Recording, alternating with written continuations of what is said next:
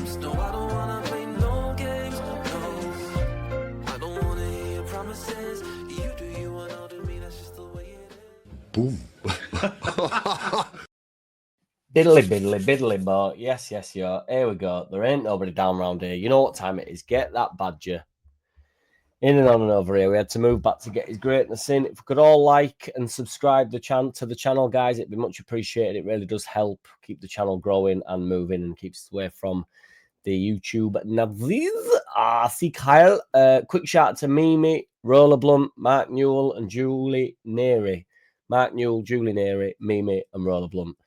Quick shit vid. We've got some little bits to rattle through. I want to talk about some Simon Jordan comments made today, just with his sly digs. He can't help himself, can he? I'm going to talk about Gustavo Prao.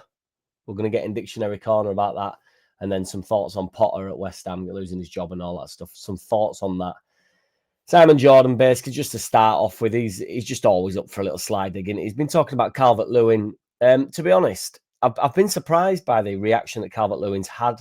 Some of the fan base as well, to be fair, like saying, I know he missed chances, but do we have to take the rough with the smooth a little bit with Calvert-Lewin? Somebody, a lot of articles have said like he didn't have his best game due to the fact he missed some sitters. Lots been spoke about that header, but I think, when we saw that header that he scored the week prior, I mean, the bloke's definitely good in the air and he won every single duel I can remember in the game. That's why I thought he were excellent. You've got to sort of take the rough with the smooth, I think, a little bit with it. And if he does miss a chance or two, it comes with the territory, but he does always get in these positions. We was on about not being able to create chances. We'd rather have somebody in there missing them, wouldn't you, rather than not creating. And ultimately, and this is no diss to Prao Parisley, but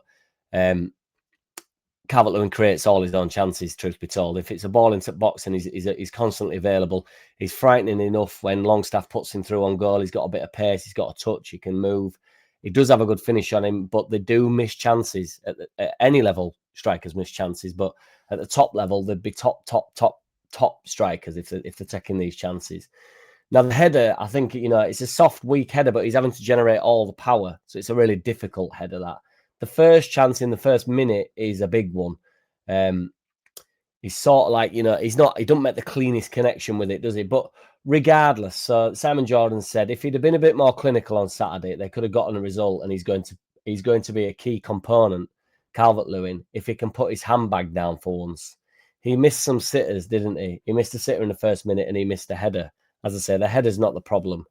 I don't think the first one was a sitter either. Do you know what I mean? I think we can all exaggerate a little bit on, I wouldn't class that as a sitter. It's a chance missed, and it's a chance that you'd 70-30% put in his favour to finish. It's not that to make it a sitter. And the header's really difficult. So, and the chance where Longstaff sort of shanks it a little bit and Calvert-Lewin sticks his leg out, that's a bit of a pot luck one. That's instinctive. He doesn't even know where the keeper is at that point. He's just directing it towards goal. So I think we've been a little bit harsh on him. Then how excellent he was. Simon Jordan clearly hasn't watched the game, because you'd then say, but, I don't mind the slide diss about him putting his handbag down or whatever. If you think that's funny, that's fine. I'm up for a bit of a joke, taking piss out of people. But I think you've got to do the yin and the yang. I think you then have to go, however, he was instrumental in the way that we played, and he got us out of so many problems, and pumping it long for him created so much danger, and it was a constant target man. And in the first 5 minutes, we were playing short to Darlow and really asking Bournemouth, really inviting them on. And then we started to go longer, and the game completely changed, and we were the better side overall that day. So that would be my thoughts on that. There's a young man called Gustavo Prao. I want to say Prada because it's a better word in it, and I like the make, my mum's favourite make. But Gustavo Prao is a 20-year-old Brazilian winger. Apparently us and Nottingham Forest are tracking this fella. Watching his highlight reels, they all look good. It looks at some terrible standards, to be fair, but he's only an under 20 and he has played for Brazilian under 20s. I think he's won a cup with them, Brazilian under 20s. He plays on both wings, which sort of comes with the territory a little bit. He's right-footed. I think transfer market have got him sort of playing more on the right wing than the left wing. But I think, to be honest, it's spread over both. Most wingers nowadays, don't they, play on their weaker foot side, don't they? So if you're right-footed, you play on the left wing. If you're left-footed, you play on the right wing. It's a modern-day thing, in it, ever since Iron Robin, I think. Apparently, we've been sending scouts out to watch him quite regular, though. an international, which I don't really know how to say that because I want to just say international, but that would then confuse everybody into thinking that the club is an international club, and it's international. They're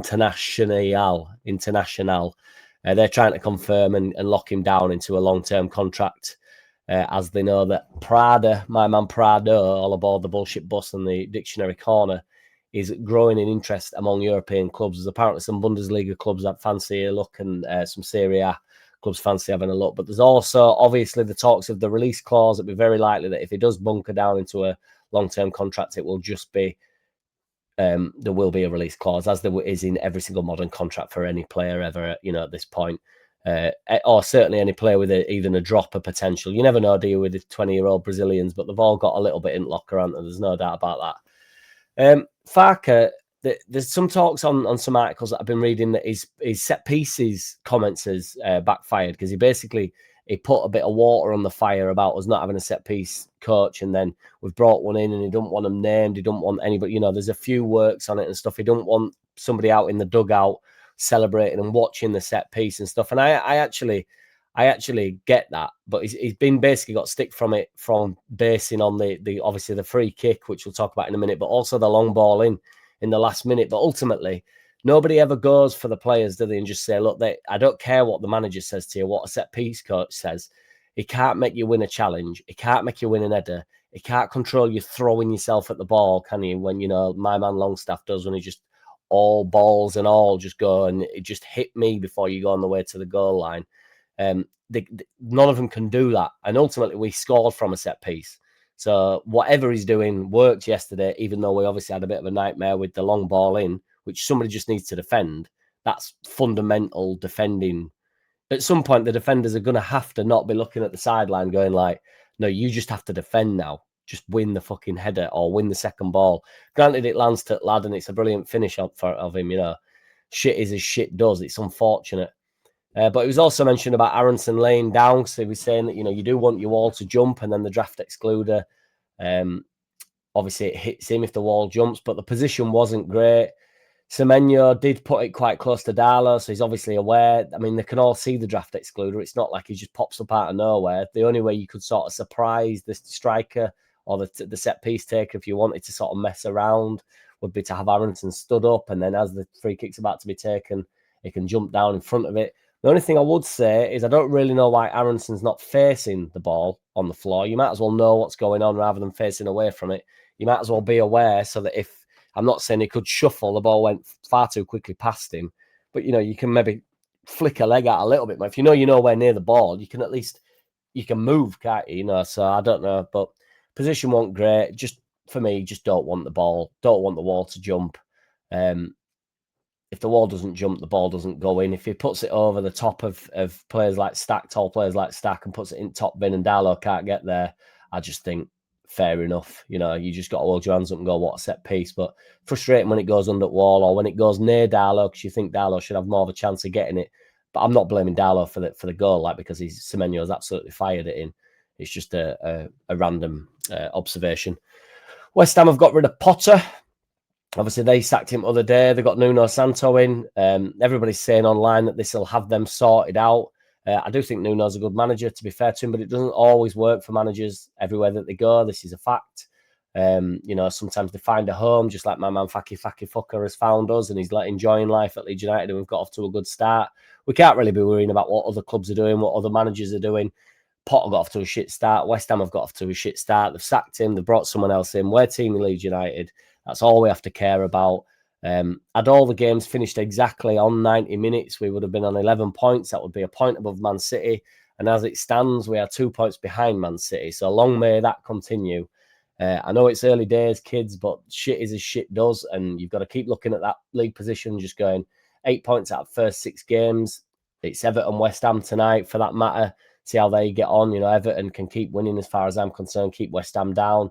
I just want to remain in 11th for as long as physically possible in this league. See where we're at after 10 games, which I wasn't allowed to say a couple of weeks ago when people were saying that we couldn't create a chance. And then since, we've scored 5 goals in 180 minutes, or just obviously inclusive of extra time, a little bit more than that. But that's pretty good going in it. We're showing that we can create chances. We could have had 5 goals on Saturday. So, you know, we're going to Tottenham this weekend. I'm not fearful of Tottenham. I think we can get it done. But it is early days and we need to keep moving.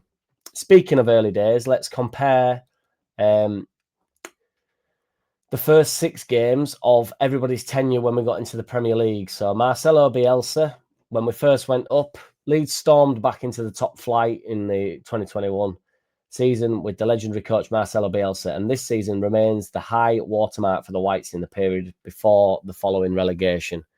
So until the game against Bournemouth, Farke had gone stride for stride with Bielsa's side, picking up 7 points from the first 5 games.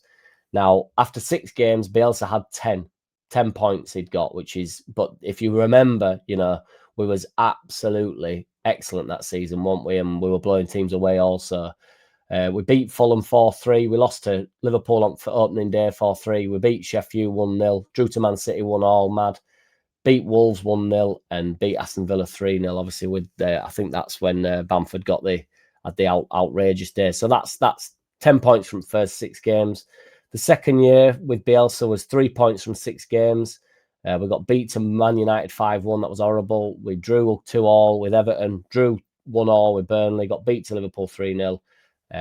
Drew 1-1 with Newcastle and beat West Ham 2-1. So still, you know, that is still pretty good going. We've only got beat to Man United, who will have been, you know, relatively decent at that point, even because just in comparison to how they are now, and then got beat to Liverpool. Everywhere else, we picked up points and then got the 1 win.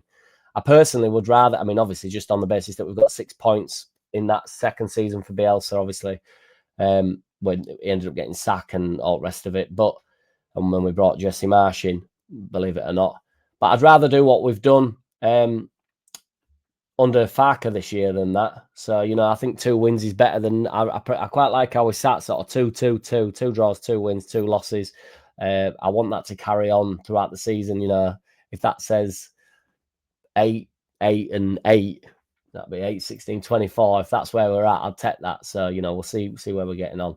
And then obviously in the Jesse Marsh season, we had, believe it or not, 8 points after the first 6 games also. So he's neck and neck with Jesse Marsh, which is something that I'd hope would never be the case ever again. But I think we're in much better stead than we was with them. And to be honest, that was the calm before the storm. We got beat 5-2 to Brentford. And then obviously signs really started to drag us down, you know, when we were absolutely cack that year, weren't we? So, but we're in a totally different spot. We're in a different place, in a different space with my man Danny Farke. And yeah, let's have it.